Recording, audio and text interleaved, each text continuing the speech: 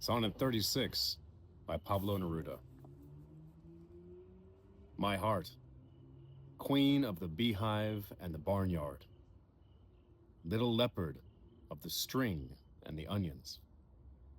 I love to watch your miniature empires sparkle, your weapons of wax and wine and oil, garlic and the soil that opens for your hands, the blue material that ignites in your hands, the transmigration of dream into salad, the snake rolled up in the garden hose, you with your sickle that lifts the perfumes, you with the bossy soap suds, you climbing my crazy ladders and stairs, you taking charge, even my handwriting, its characteristics, even the sand grains in my notebooks, finding in those pages lost syllables that were searching for your mouth.